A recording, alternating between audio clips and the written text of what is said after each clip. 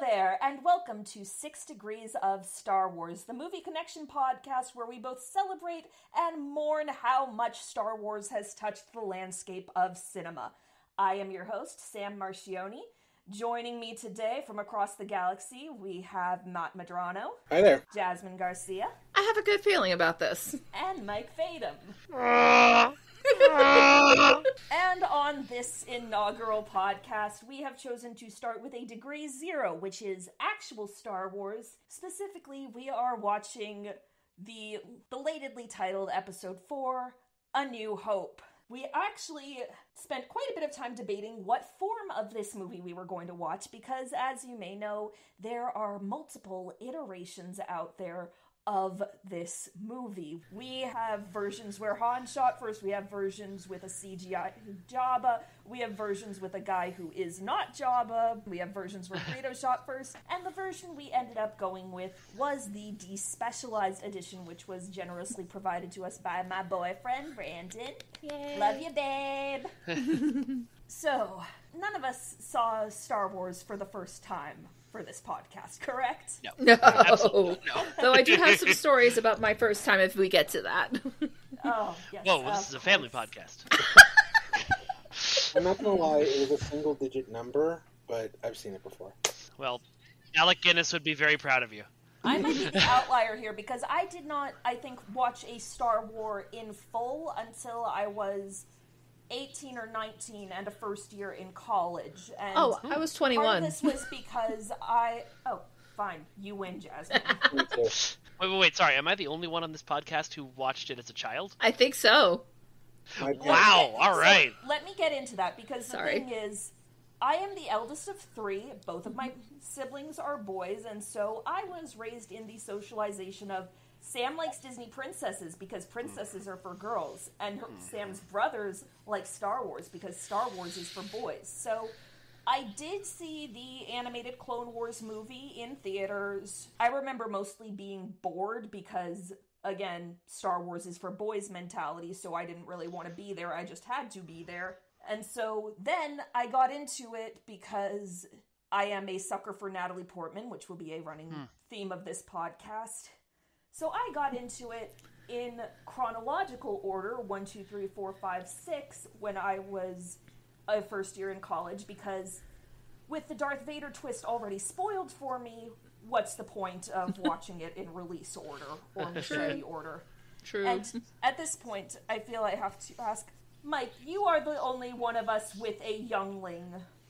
So yes. How have you chosen to approach order for said youngling? We have not.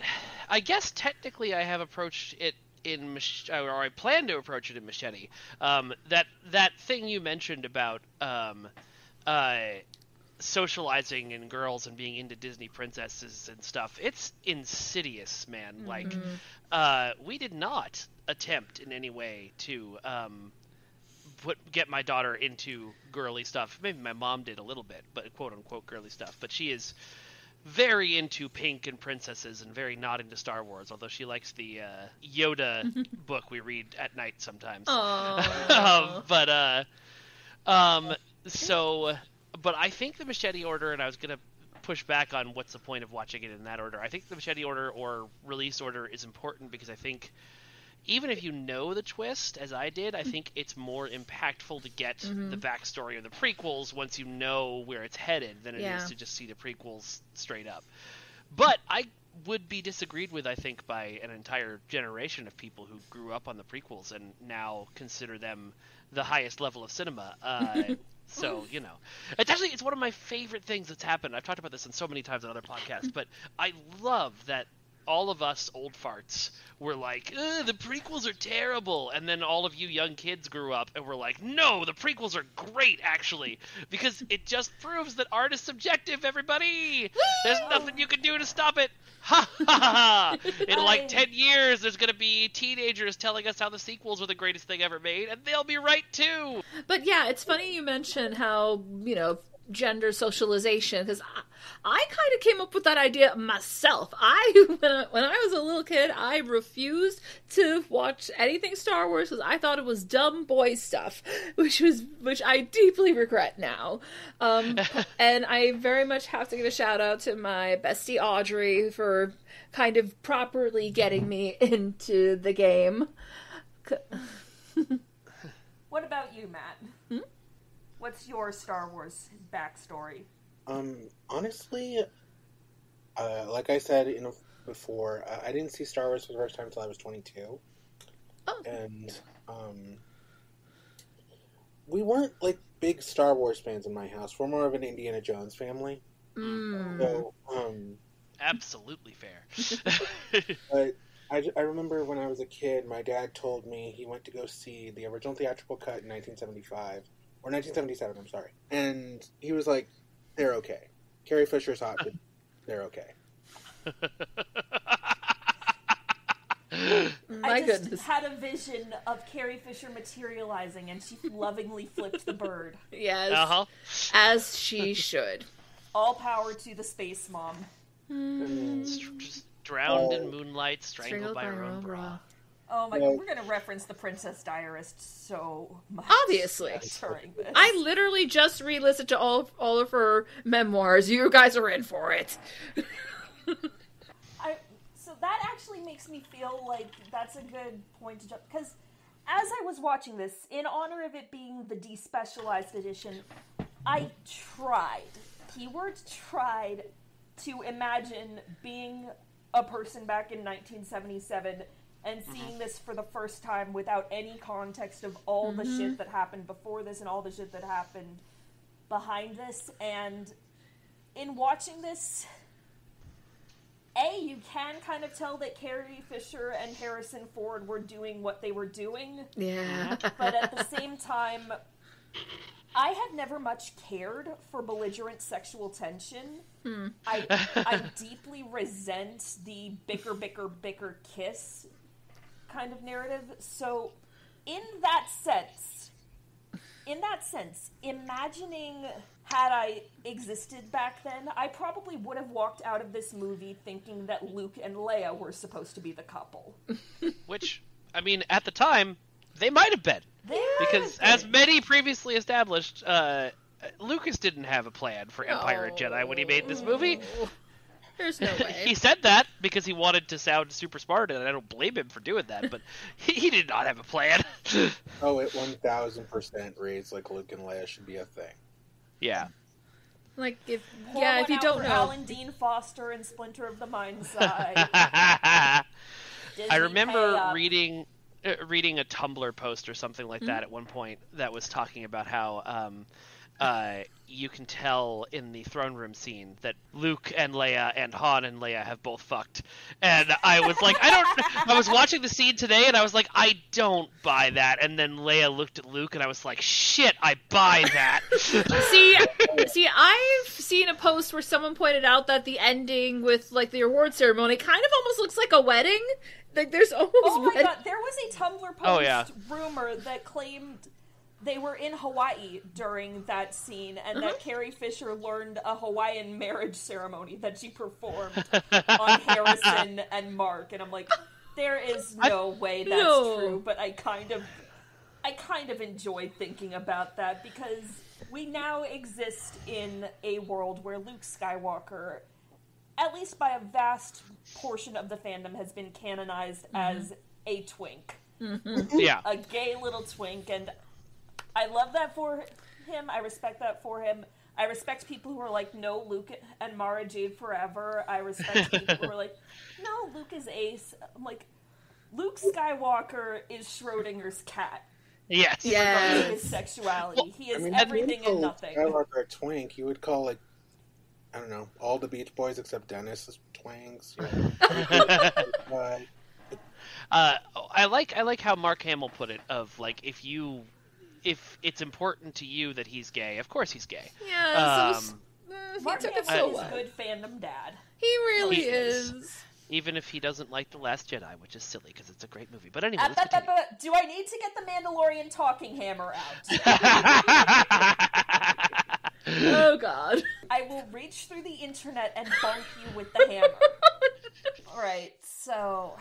Carrie Fisher is a fucking delight in this movie. A part of me wishes that that Leia had been the focus the entire movie, because she's so fun, and you kind of get the feeling that she's the one the most invested in what she's doing compared to Mark.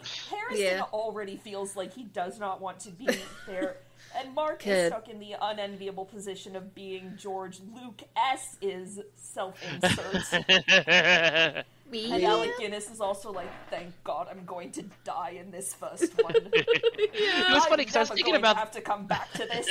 About that... It's funny because I was watching that, thinking about that. That was one of the things that I was thinking about was watching it this time, and it's interesting watching Alec Guinness and, you know, a bunch of Harrison Ford and a bunch of other people who probably didn't necessarily want to be there and weren't having the best time, and watching them all basically give it 100% anyway. Like, just acting was different back then. Yeah. The people who you can tell definitely wanted to be there. Peter Cushing seemed to be enjoying himself immensely. Yes. Yeah. In his slippers. I kept looking at his feet during his scenes, like, can I see the slippers? And nope, the continuity was spot on. Props to Marsha Lucas for that. Oh, yeah. She saved this movie. We all know she saved this movie. Well done, Marsha. God, they should have kept you around. Take that defeminized cut, people. Star Wars only exists the way it does because a woman stepped up. For those of the listeners who don't know this story, the original ending of A New Hope was just the rebels go fight the Death Star somewhere undisclosed in space and win. And Marsha had the whole idea of, what if I made it so that they were about to attack the rebel base? And if you watch, did all of that with inserts and like voiceover and stuff. There's no dialogue from the characters to establish that. And she just established it all on her own. It really is so beautifully tense. It really does add to it. Yeah. Especially considering this might be yet another thing that gets me in trouble. I do not like the space battles in Star Wars. I do not like battle scenes in movies in general. I do not like dogfights, so the fact that one of my brothers loves Top Gun is agonizing to me. I do not like car chases. I like seeing people involved. I love lightsaber battles because there's an emotional component to it. I love sword fights because we can see people's faces, and gunfights, we can see people's faces. We can see the emotion in there. But when it's a dogfight, it's like, I could just go downstairs and watch my little brothers zooming around with their toys. I could watch Luke play with that model toy, and I'd get the same level of enjoyment. Actually, that's a Model T16 Skyhopper.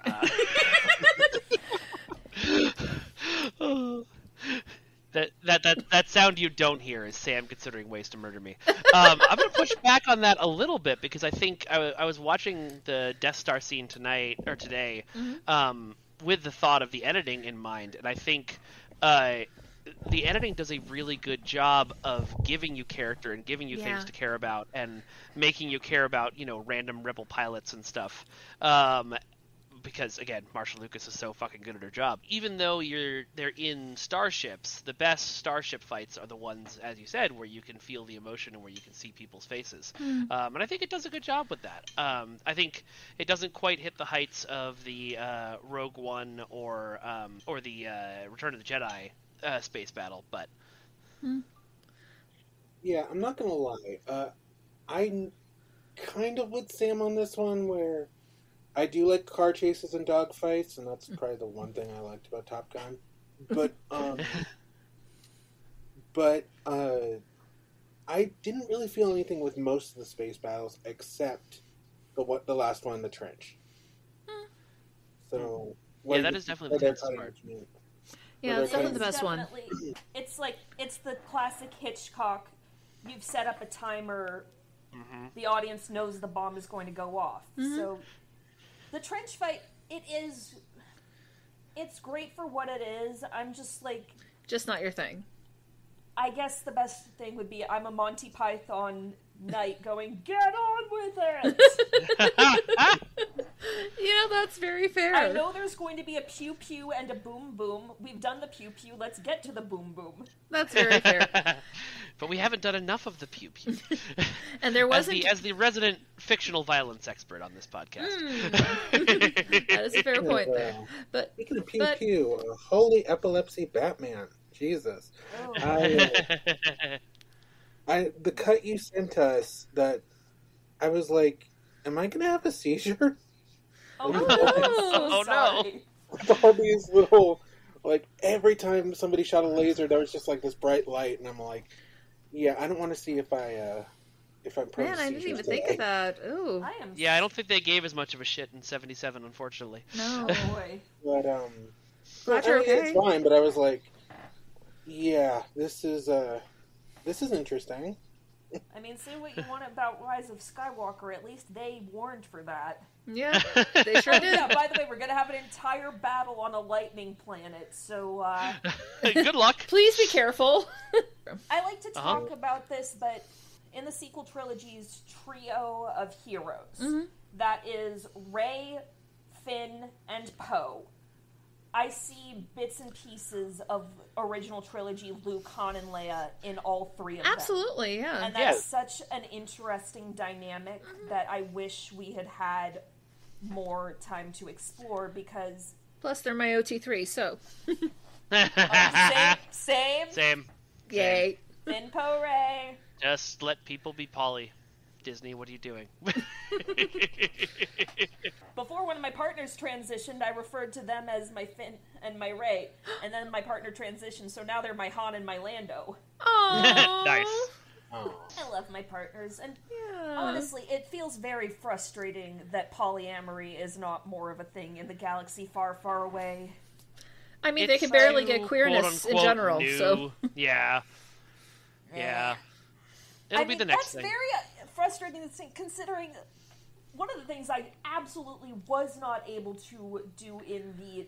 I'm watching this like it is the first time in 1977, was C-3PO and R2-D2, because those two are two married old... Oh, they're so married. 100%. Here's the thing. If Mel Brooks had never made Spaceballs and somebody decided to make a parody of Star Wars, 3PO and R2-D2 would 1000% be one of two things. Gay. And two, they'd be the focus. It would You know what? I can see it. Like Rosencrantz and Guildensterning all throughout Star Wars. Ooh. Where, I would watch the hell out of that. Same. Isn't that what Droids was supposed to be? Probably. No, well, the old cartoon, or... Yeah, the old cartoon. Yeah, a little bit. It's more the story of them before the movie, I think. But Okay. yeah, I mean, there is a Star Wars comic series like that called Tag and Bink Are Dead. That is all about Tag and Bink, these two basically Rosencrantz and Guildenstern people going through and stumbling into and accidentally somewhat causing all of the major events of Star Wars. In the planning stage, our friend Grady brought that up, and I was like, this has to stick to movies and maybe TV shows, because I want another excuse to talk about Willow, but maybe I'll set a Patreon milestone, and then we can start talking about the comics, and I can scream for eternity about the comics where Sabé came back and she and Vader were teaming up, and I have feelings about that, because I have so many feelings about Padme Amidala. Welcome back to Sam Has Feeling. Although, speaking of books, how many people here have read any of like the novels within the canon? I have read the Queen's trilogy novels. I need to. And I've read Bloodline, which Bloodline's fucking fantastic. I don't really care for Bloodline for the most part. I think that its political system is inherently confusing, especially when there's this suggestion that Leia would immediately lose all of her political credibility with the reveal of who she is. But I love... There's this one line she says after she's been outed as Vader's daughter, and it's fucking phenomenal. What Vader did to you, do you think that can even begin to compare with what Vader did to me? He made me watch my planet die. He froze Han in carbonite and sold him to Jabba the Hutt. He cut off my brother's hand and nearly took his life. And he tortured me, Ransom. He tortured me until I screamed and shook and thought I would die just from the pain alone. Did you bother to ask yourself how it might feel to realize the person who'd done all that to you was your father? Can you imagine how terrible it is to realize all you'll ever know of your birth father is how much he enjoyed making you suffer? That's what I have to live with. Fuck, Claudia Gray is a great writer. She is. God, and I love her so much. She's a good writer when she's not accidentally inserting Nazi slogans into things. Oh, crap. What Tumblr thing have you discovered now, Sam? There was a line in Leia, Princess of Alderaan, Yeah, that was the where one I was Claudia talking about. Gray initially gave an Alderaanian philosopher a line that was something along the lines of strength through joy, and that was uncovered to be a Nazi symbol, so they had to go back and change it. Yeah, I did not know that. It wasn't on like, purpose. Well, I guess that's kind of like finding out that the ending scene of A New Hope is very, very similar to Leni Riefenstahl's editing in Triumph of the Will, and it's like... It's one of those things. It's like, how did this happen? How did this happen? Yeah, I mean, this is a longer discussion, but I'm always of the not necessarily beating the shit out of people who did things on accident. I mean, like, George Lucas went to film school. That stuff is gonna get that is inserted true. into your brain. It's not necessarily that I blame the individual. It's more that, like, it's when something has to go through multiple levels of checking for someone to find out. Nobody notices it. Yeah, like, that's fair. This is why we advocate for sensitivity readers in the process now. Absolutely. We should absolutely have that. But at the same time, it doesn't, like, strength through joy is the sort of thing that sounds like it would come from Alderaan. I wouldn't, if I didn't know, I wouldn't think a Nazi had written that.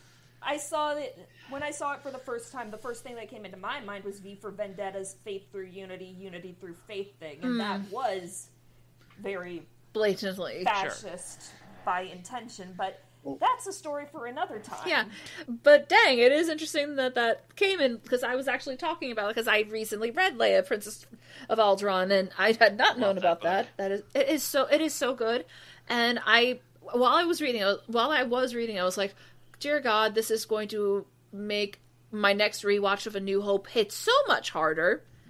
And incidentally, like 2 weeks later, you invite me to this podcast, and I'm like, here we go. And on the subject of Alderaan, something that I kept noticing is that this might be me talking as a dramaturg / actor, but goddamn, why did George not have a mandated pronunciation guide? Because I heard Alderaan, Leia, yeah. She has a British accent in one scene and never again. Well, I think that's her school thing poking through. Because, for those of you who don't know, Carrie Fisher went to the Central School of Speech and Drama in London. Yep. So, that's, that might be the little Britishness poking through. As long as we're on the subject of accent, for the most part, when Carrie's not doing that one British accent, there's sort of a transatlantic accent. I'm like, Carrie, I love you, but the only people who have ever made a transatlantic accent actually sound convincing are Katharine Hepburn and James Earl Jones. She does it in the scenes where she's being I'm a girl who can take care of myself, which I actually really dug, because, like, it's such referencing the pulps that this thing was built on. That is true. And it is very Katharine Hepburn. Like, in an alternate reality where somehow this happened in the 40s or the 50s, you could totally see Katharine Hepburn playing this role. But James Earl Jones, like... God. No disrespect to David Prowse, but thank God. Oh, thank God. God, George Lucas. And actually some disrespect to David Prowse, unfortunately, because he was such a petty person about this, claiming reverse racism. Yeah. He went through all these claims that, like, James Earl Jones had only been hired to get black audiences into seats. What the fuck? This is the 70s. And I'm like, no, he was hired because your voice wasn't scary. Yeah. If you've ever watched the clips of Prowse talking on set, it's bring us the plans! Like shout all my lines! Like night and day. Like, oh my god. Yeah. I just... Like, all these little choices. David Prowse being mad for the same reason I get Sarah Lane being upset by how she was credited in Black Swan. But, like, unfortunately, sometimes there are moments where one has to make the best choice for the movie, and that means an actor gets sidelined in a way they weren't expecting. Which is disappointing. I could understand him being disappointed, but he's being a jerk about it. Yeah, he went to some levels of pettiness and vindictiveness that are just very distasteful. Yeah. Don't want that. Nope. Next on petty and vindictive. I mean, we are still grateful for the contribution that he did make in his physical performance, because goddamn, Vader is so freaking cool in that first scene. Absolutely. 100%. I mean, and I was thinking about it actually again as I was watching it, for the umpteenth time, and apparently I'm going to start every sentence this podcast with "I was thinking about it," but a lot of credit also goes to those the rebel soldiers in that hallway, like the close-ups they do on those guys, and those British actors in their stupid helmets are spending. Alderaan, why are you white? Oh my God, you Sam, can't just ask people while they're white. Sam. I do love that we did that together. That was great. Yeah, that was awesome. But like they do a really good job of like getting across we're really freaked out, even though we're covering this doorway and we have all the guns. So I appreciated that. There's such a nice build. Guns. They have a murder cyborg with space magic. Yeah, basically. But we don't know that yet. Not as audience members, we do not. What could you possibly be so scared of? Oh, that guy. Oh boy.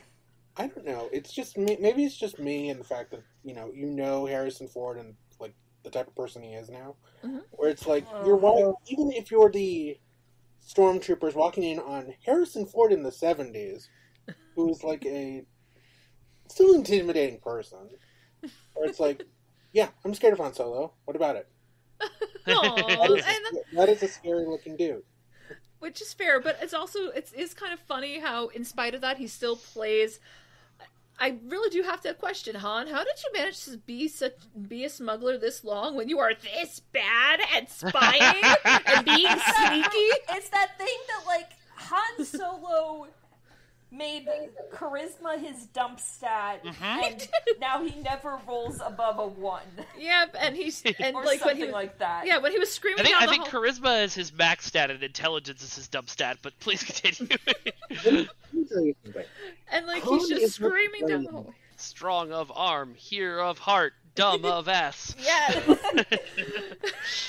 It took me a very long time to like Han. I don't think I really liked Han until I got to Return of the Jedi, because that's where he mellows out and stops being all macho and annoying and toxic masculinity. That's fair. But that is the unfortunate thing with the whole romance between him and Leia, is because it's very 70s and it is very 70s. Himbo Solo is best Solo. Correct. Yeah, because like when he's just running down the hallway, I couldn't help but think, wow, Leia, just think you're gonna have a baby with that man someday. Oh, God. I still took the metatextual approach to it of, yeah, Carrie Fisher. Get it. We get it. You go, girl. There is that joke that Carrie Fisher got to go out on a high note, telling the world she banged Harrison Ford in his prime. I'm like, true. I mean, I questioned him doing that to you when you were 19, but if you feel good about it... Exactly. Which I question based on the poems she includes in The Princess Diaries. I mean, I would have waited till he did Working Girl, and I'd call that his prime, but that's... He was young and quote-unquote hot is the point. I've never found Harrison Ford hot, so I question the time people made him the sexiest man alive. I didn't until I was paying attention and rewatched this, because a lot of the stuff that, I didn't really think about, because that's not really my type, but now I kind of see it. He does have a nice smile. Yes, that's definitely his best feature, I think. And, sometimes that's all you need. Which is probably why he has not shown it since... when? Good question. Okay, that's not a good measure anymore, because he did smile quite a bit at the Oscars when he got to give Everything Everywhere the Best Picture Oscar. That is true. Yeah. He seemed so proud. It was so sweet. It was a very nice hug between him and Ki Hoi Kwan. I know, he looked so proud. Yeah, that was nice. But I am very glad only one of them has an Oscar. You just know Harrison Ford. They're going to give one to Harrison Ford at some point. Oh yeah, he'll get a Lifetime Achievement at some point. Yeah. Yeah. But hey, Ki Hoi Kwan, he should be a Jedi or something. Absolutely. Yeah. Like, he could do some freaking amazing stunts with that. Ki Hoi Kwan should be able to do whatever he wants. Exactly. Yes. Please, Forever. please, please give him work. He deserves it. Never let him lose his health insurance again. Never let anybody lose their health insurance again. I mean, God yes, damn. absolutely. Seriously. By the way, this is a leftist podcast because Star Wars is and always has been left-leaning. Anti-fascist! Sorry, please continue. Death to fascism, as our dear friend Kyle likes to say. Yes. Yay. He's right, and he should say it. Well, now I'm forgetting where we left off, but I think we were talking about Harrison Ford. Yes. About how Han, it's a miracle he ever got anything done before he met Leia. Yeah. Mm-hmm. And, yeah, speaking of Leia, the funny thing is, when I first watched it, because for a while there, TNT would always air all the Star Wars movies, like every New Year's. I remember that. I would see bits and pieces of it. Yeah, and it was also a year where, like, there was, like, this challenge to try to watch 365 films in 1 year. I did not get anywhere near it, but I decided to, you know what? This is on. I'm going to try to watch it. And I have to say, that first, by the time we were at the desert with 3PO and R2, I was like, this is Star Wars? And the thing is, I didn't really get super into it or really excited about it until they rescued Leia and she started kind of showing her true colors, and I was just like, oh, because up until then, all I had really known about Leia was the bikini. Not even any, which we now know it as the Hutt Slayer outfit. We give it that. Goddamn right we do. But I didn't know. It's still the bikini from hell to me. That's fair. Carrie called it that. That is whatever she'll accept. But yeah, I said it already. But Leia should have been the protagonist. She should have been. Yeah. Leia has so much going on, even just in this movie, where you don't get to see a lot of her. She has all this anger simmering below the surface, and it's so fascinating to watch. And then you have those random what the fuck moments, like when she puts the blanket on Luke to comfort him, and I'm like, sweetie, you're the one who needs comfort. But that's the thing. It's just such a relatable moment as somebody who was raised / socialized femme. It's like, bury it down, deal with it later. The men are having their pain, and I'm the men are having their pain, and we have a revolution to lead. 2020 world. I'm like, pressure like a drip, drip, that'll never stop. Correct. The thing I want to say about Leia as the main character is, you know, you mentioned it earlier, you know, brother's hand gets cut off, planet gets destroyed, her whole family is dead. Never once tempted by the dark side. Bless. Skywalker boys ain't shit. They really ain't. They really ain't. That's the thing, and this is common in movies from the 70s, where a lot of, when you get, like, actual auteurs behind the camera, these women get really good monologues. So so when they do blow up Alderaan, you expect all that rage to come out, and it never does. She's not given the chance to, really. George Lucas, as a filmmaker, I'll take his approach to women over the approach of, say, somebody like Joss Whedon. Fair. Oh, yeah, absolutely. But George is constantly torn between two modes. He likes the 40s damsel in distress, Fay Wray in a pretty white dress kind of thing, where she's there to be rescued and demure and flirty. And he likes the 70s action babe, where she goes pew-pew and she snarks at people and she's the one in charge. Oh, but and he's always had some issues reconciling those two. Like, Raiders of the Lost Ark, you have Marion, who can handle herself until you put her in a froofy white dress and suddenly she's completely useless, shrieking at the snakes.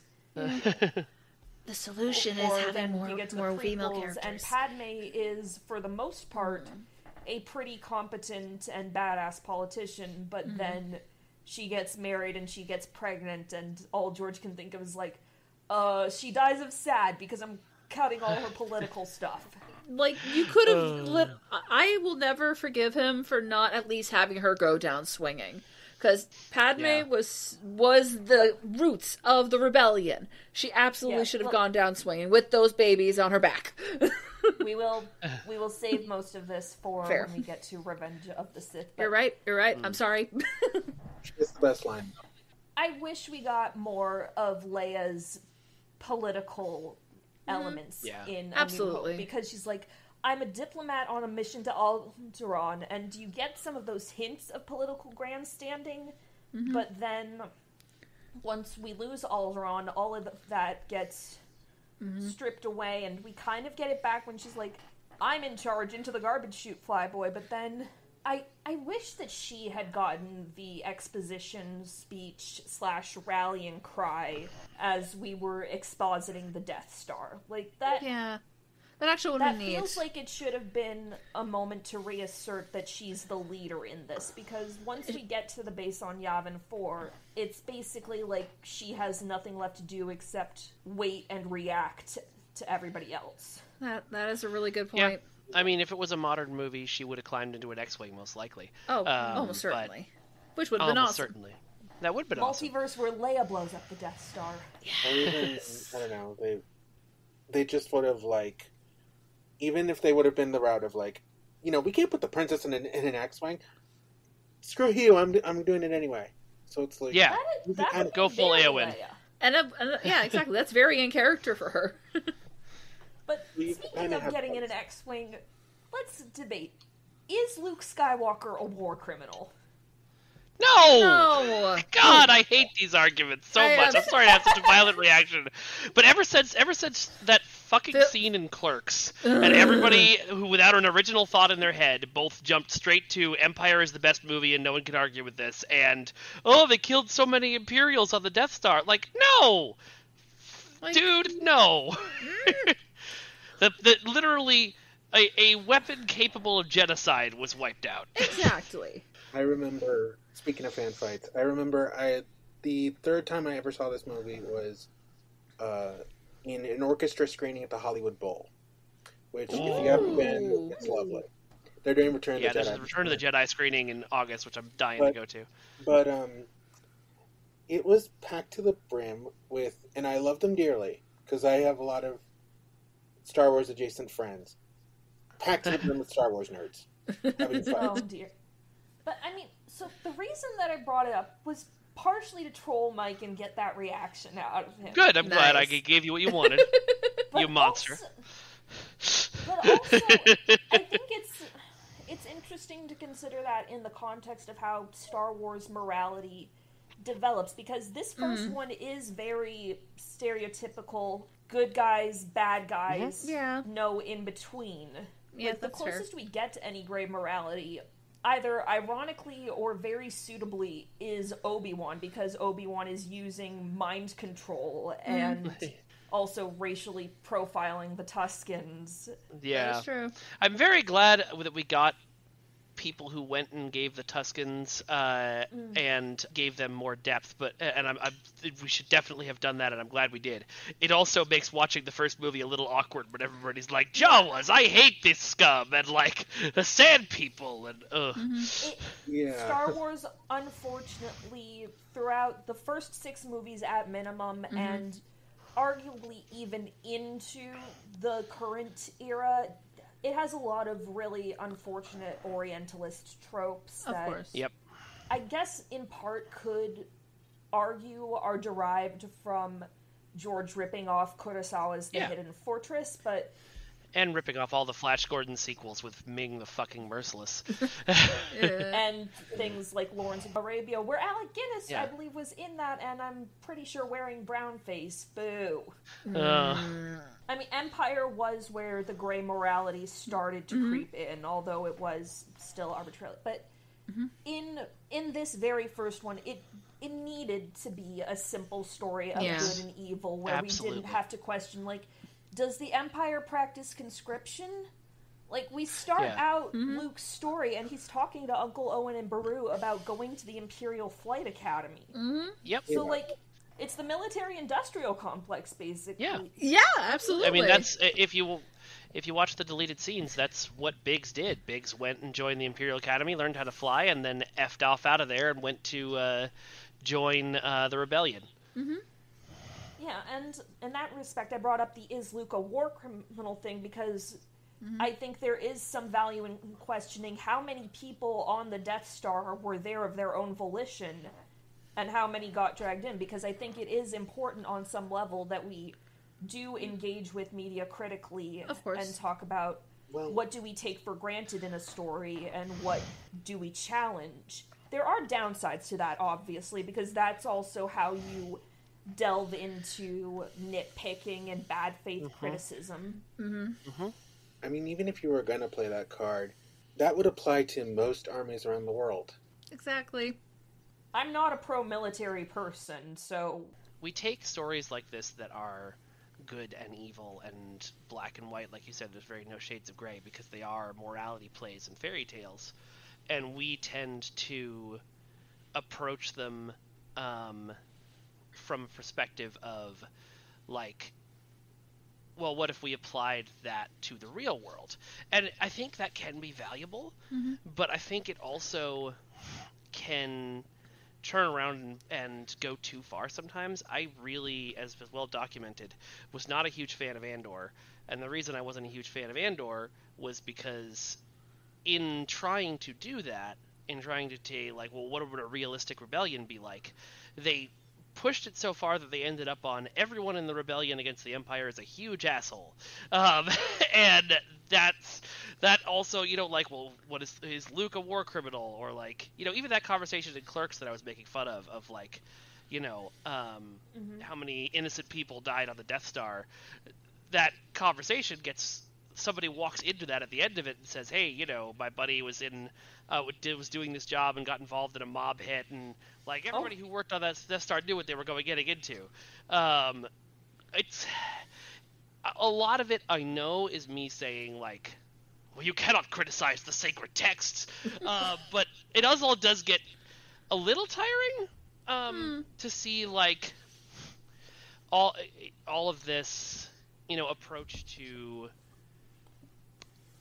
stories like this to try and say, like, you know, but what if your heroes were actually assholes? It's why we've gotten 4 different versions of asshole Superman in the last, you know, 10 years.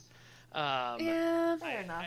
It's something that people do, because I think it is an interesting question, but I also think, and this is not me saying this about you, Sam, but I also think it's a way that a lot of people, a lot of men especially, use as a shortcut to trying to sound like they're smarter than they actually are, in terms of, like, well, I'm the first person who's thought of Superman being evil, or Luke Skywalker being a war criminal. Ha ha ha! I've shat upon your thing you like. I am smart. And like I said, Obi-Wan is the grayest morality in this, because among other things, we see him just cut off a man's arm for almost no reason, back before lightsabers instantly cauterized wounds. There was blood. So much blood. And then we just went back to playing the jizz. Oh, I hate that it's called that. I hate love it. that it's called that. I love it so much. But that is actually tails off to an interesting discussion.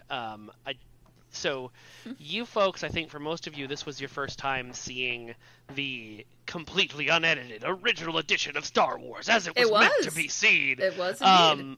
Yep. How did you feel about it as compared to the versions you've been seeing all your lives? Was it cool? Was it like was it bleh? I did not miss what was missing. I did not miss what was missing.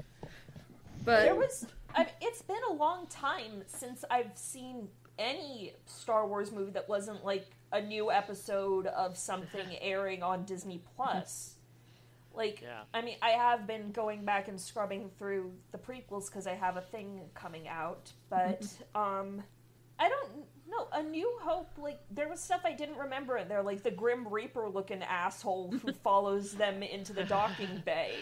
Like, Yeah. I'd completely forgotten about that. And, like, and there were some scenes where I'm like, oh, right, I forgot they did a pew-pew as they were leaving the Death Star. I thought it was just that they got out of it and then they jumped to hyperspace. Yeah. Yeah. So, yeah, I'm not gonna lie. I've when people like get into fights about Star Wars, and the one voice in the room will say, you know, it's just a movie about space wizards. This is the cut that made me truly believe that. It was just, like so 70s and so pulpy, and I was like, yeah, that's 70s tech, or that's, you know, Holy Epilepsy Batman, or like, you know, honestly, I think I liked it more because the special edition Disney Plus has is just, I know it's George Lucas being like a control freak and a perfectionist and all the other things George Lucas is. I just lost a job. No. He's not in charge there anymore. You're good. But it's just, it seems like he just got way too excited to replace everything he hated. Yeah. Yeah. Absolutely. Well, and I think the thing that I've found interesting over the years is that there are parts of the changes in the special edition that I really like. The big key one this time around was when Han goes running down the hallway after the stormtroopers and runs into stormtroopers and then turns around and runs the other way. The joke works better in the special edition because there's like 400 stormtroopers there. And that's fair. That's a very fair point there. And like the conversation between Vader and the Emperor and Empire in the latest Blu-ray version, I think is the best that conversation's been. And then there's other stuff like Han shooting first and CGI Jabba getting his tail stepped on that are just... Yeah. I have no stake in the who shot first debate. I'm like, both of these guys are criminals, both of these guys are assholes. Does it really matter which of them shoots first? Is my take from to it. So many people because it changed my childhood. Yeah. It doesn't actually matter that much. That's most of the debate about the special editions. Is it changed my childhood, therefore it's bad. Yeah. I actually had a professor in college who commented on the special editions. He was like, the only reason people hate everything Lucas ever did regarding the special editions and the prequels and all that, whatever, is because they had 20 years to stew. Yeah. If those had come out in like 1982 or even 1979, nobody would have cared. Probably not. Yeah. And also, geek culture was just a very different animal back then, too. Yeah. It's only gotten more toxic as we've gone on, sadly. Not gonna lie, that sort of stuff was also part of what kept me away from the fandom for a very long time. Yeah. Yeah, that was definitely part of it. I mean, back then, people would straight up bully anyone who liked the prequels the way they straight up bully anyone who likes the sequels now. Yeah. Or they bully people who don't like the sequels exactly the same way you do. And it's... I'm not going to push the button. I am staying in my corner with the friends who get me. It's very fun to have a corner. Yes. And I will stay with my Indiana Jones movies. Have fun with that. Have fun with your Dial of Destiny. Yeah, how you feeling about that trailer anyway? Good for you. I love Phoebe Waller-Bridge. That is true. She is great. Turning back to Star Wars, let's talk about Aunt Beru and Uncle Owen, because if nothing else, I am so freaking grateful to the Kenobi series for giving them some more attention and more love, because before that, all we really had of Uncle Owen and Aunt Beru was this movie, and there were some bad fandom takes about Uncle Owen and Aunt Beru being abusive. And I'm no. Absolutely not. I'm watching this movie, it's like, no, Uncle Owen is just, he's doing his best with a kid who is on the verge of being a Disney princess. Yes. That man is just so tired. Let's give Uncle Owen some credit. He kept some Skywalker nonsense at bay for 19 years. And then the minute Luke's sister comes into the picture, suddenly the floodgates are open. Exactly. Like, no, you're 100% correct. That man is fine. If anything, he's a little crabby. But he's just a tired old man. Yeah. Oh my god, people are so mean. People have weird takes on stuff. And also, Beru, like, in the what little we have, she's literally trying to say, you can't be so hard on him. How are we going to be calling her abusive, at least? I don't understand. Because she doesn't stop Uncle Owen from being mean and not letting Luke go to Tashi Station to pick up his power converters. Hey, Uncle Owen is trying to save his life, you idiots. Yeah. He saw what went down with the sky power converters slang. Is Luke actually doing something else? Is he street racing? But yes. Is Luke pod racing? I hope so. That'd be adorable, actually. That would actually be adorable if he was. It would. Bring back pod racing. But one thing that I think is really interesting about Aunt Beru and Uncle Owen is that their scenes in this have actually gained the most from all of the retcons that were applied later of, like, you know, who Luke's father is and all of that stuff. Because there's all this stuff in that scene where, like, you know, Luke says something about his father and they share a look, or that line about, like, you know, there's too much of his father in him, that's what I'm afraid of. Works so much better with the extra stuff that definitely was not planned in any way. I mean, honestly, that just adds to the level of lies upon lies Obi-Wan is telling. Oh, yeah. Oh, yeah. Oh, yes, your uncle wanted your father to stay on Tatooine and not get mixed up. Owen and Anakin knew each other for, like, 3 hours. His Owen would have preferred had Anakin done that. Technically correct. That's kind of everything correct. Obi-Wan said, that's the truly dickish thing about it, is everything that Obi-Wan says is technically correct. You son of a bitch. I'm gonna go on a tangent for just a second. So we're watching. Yeah. So we're watching, like, the entrance of Luke Skywalker about 15 minutes into the movie. I want to get out of here, Uncle Owen and Aunt Beru.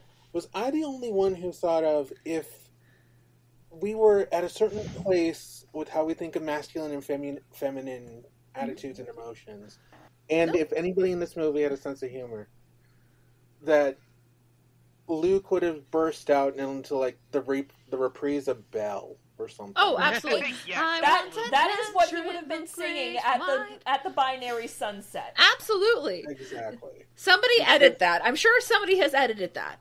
Oh, yeah, someone has. I was just like, you should either get a song or you should cry.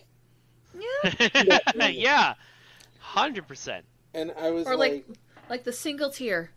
George didn't quite get to the single tear crying until he got to the prequels. Yeah. Like, I can't be the first one who's thought of that. Probably. No. Oh, definitely. I'm sure but you're it's not. A good And thought, nonetheless. It is. Like, I kind of wish that the Phineas and Ferb Star Wars had done more with that for Luke, but I get that they were keeping the focus on the Phineas and Ferb of it all. Mm. And for the best, really. That special is so fun. I love that special. It is. Love that show. Have we covered all of the New Hope at this point? I'll throw in a quick fight choreographer bit and say that as much as I deeply appreciate the first ever lightsaber fight, it is the worst in the saga in terms of fight choreography. Yeah. It didn't have Bob Anderson yet, and we will talk about Bob Anderson when we get to Empire and Jedi if I'm on. But did have someone who was clearly trying to choreograph a fencing fight with David Prowse, who couldn't see and didn't know how to fight, and Alec Guinness, who only knew how to fence and was like 87 years old. Yeah. And also they had, like, wires up their sleeves. Yeah. Yeah, no, the lightsaber choreography obviously improved greatly as the series went on. And honestly, it just gets funnier now that we have the added context of Kenobi. Yeah. God. I've beaten you 3 times. I'm not going to try this time.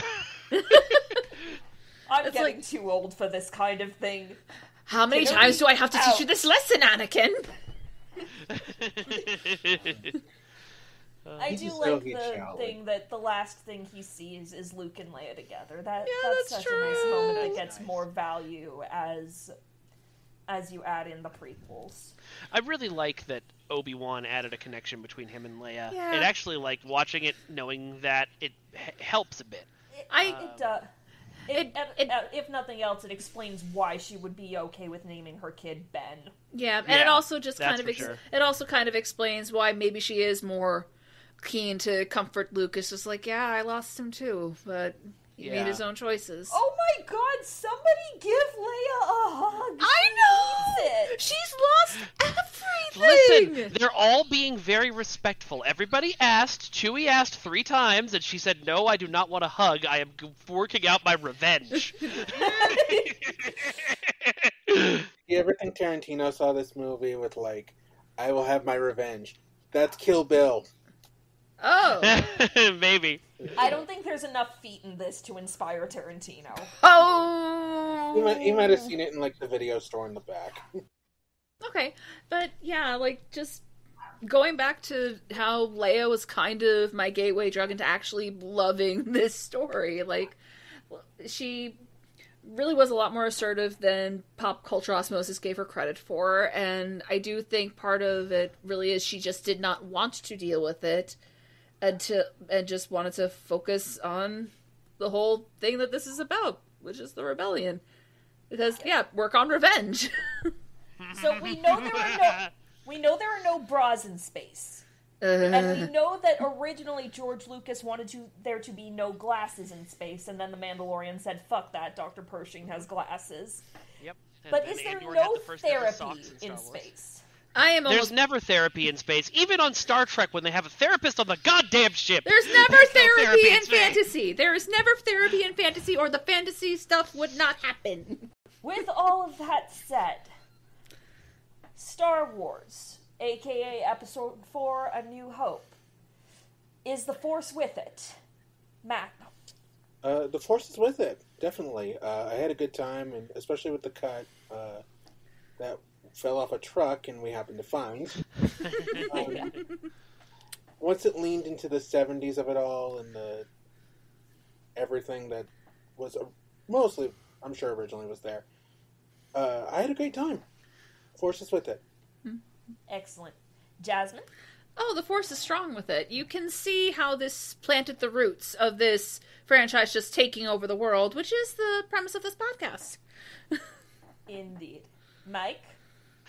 The Force will be with it. Always. Okay. I mean, it's the first. It's got problems. The line of dialogue, your friend is quite the mercenary. I wonder if he cares about anything or anyone. Should be yeeted directly out of the nearest airlock. But it is still a great movie, and you can see why it's lasted all of this time. Mm-hmm. Well, only a Sith deals in absolutes, but it is unanimous. The Force is with this one for me, too. It's not my favorite Star Wars, but it's good, it's fun, it's silly. The Force is with it. So, who has things they want to plug? Hello, everyone. My name is Mike Fatum. You can hear me every other week on the Ace of Geeks podcast, where 4 good friends get together just like this and talk about the nerdy things they saw and did that week. But for this particular podcast, your interest probably more aligns with my other podcast, Yavin Radio. Yavin Radio is an improvised Star Wars podcast in the style of talk radio, where my best friend Jarrett and I play 2 of the losers of the Rebel Alliance who are left behind on Yavin 4 after the end of Return of the Jedi and interview the interesting people they find around the base. I am quite proud of it. It's very funny. I hope you will listen in and enjoy. And then, of course, I've also got another podcast, which is called The Edge of Reality. That's my podcast network's TTRPG podcast. That one is had a full season of Kids on Brooms that is wrapped and available for you to listen to right now. So if you'd like to go to a magical school with awkward teenagers and no transphobia, that's all for you. And we'll be coming back with Candlekeep, a D&D adventure very soon. And of course, if you have the time and the inclination, I have this show that I'm developing called The League of Swords. It's a combination of professional wrestling and choreographed sword fights and anime and Mortal Kombat style storytelling. And if you're into any of those things, I think you'll have a good time. So please head to theleagueofswords.com to check out more. Sorry, leagueofswords.com, not theleagueofswords.com. My bad. Jasmine? Follow me on Faye Riviera on both Twitter and TikTok if you can stomach either of those formats. And watch that space, because I may have my own podcast on the way. Matt, anything you want to plug? Yeah, I'm Matt Medrano, and you can find me on Letterboxd of all places. I'm Matt the Movie Guy, and you could, I don't know, tell me I finally need to watch it some more Kurosawa, or tease me about how many times I've seen Beauty and the Beast in the last 3 years. And you can check out my YouTube channel, La Femme Fictionale, or find me on Twitter and Instagram at FemmeFictionale, and on TikTok as Fictionale Femme. You can also check out the Worlds Elsewhere Theater Company, where Jasmine and I were recently in Coriolanus, and Fantasy Worlds Elsewhere, the TTRPG spin-off. Both companies are socially distanced and for social justice and include a lot of wonderful people. And so we will now be turning to our Chance Cube, aka Muddy 6, and we are going to roll to determine what our next one will be. Very exciting. Now, you want to explain how this works before you roll the die? All right, so the degrees are structured as follows. Degree 0, actual Star Wars, the 9 saga films, the anthology films, shows, both live action and animated, and Lego Star Wars. Degree 1, non-Star Wars, but still made by George Lucas or Lucasfilm. Willow, Labyrinth, Indiana Jones. Degree 2, stars one of the main trio from a trilogy or the lead of a show or a standalone series. Mark, Carrie, Harrison, Hayden, Natalie, Ewan, John, Daisy, Oscar, Pedro, Alden, Diego, Felicity, Temuera, etc. Degree 3 stars a supporting cast member from multiple projects. Billy D. Williams, Alec Guinness, Peter Mayhew, Warwick Davis, Ahmed Best, Jimmy Smits, Adam Driver, Kelly Marie Tran, Lupita Nyong'o, Ming-Na Wen, all of those amazing talents. Degree 4 stars a supporting cast member from one movie or project. Keira Knightley, Rose Byrne, Kerry Russell, Naomi Ackie, Amelia Clark, Tandaway Newton, Moses Ingram, etc. Degree 5, made by a Star Wars crew or creative team member who is not George Lucas and also does not have any of the previous degrees. This includes composers like John Williams, directors like Ron Howard, writers like Lawrence Kasdan, sound engineers like Ben Burt, and any other fields that involve Star Wars in some way, because film is and always has been a collaborative effort. Degree 6 stars a co-star of degrees 2 through 4 or appears in a degree 1 or 5. Here we go. Can you see that? Yes. 6. It is a 6. And for our 6, we have on the docket Empire Records. Oh, God. Up until midnight, this is Mark. Please join us next time when we will be covering Empire Records. Good night, everybody, and may the Force be with you.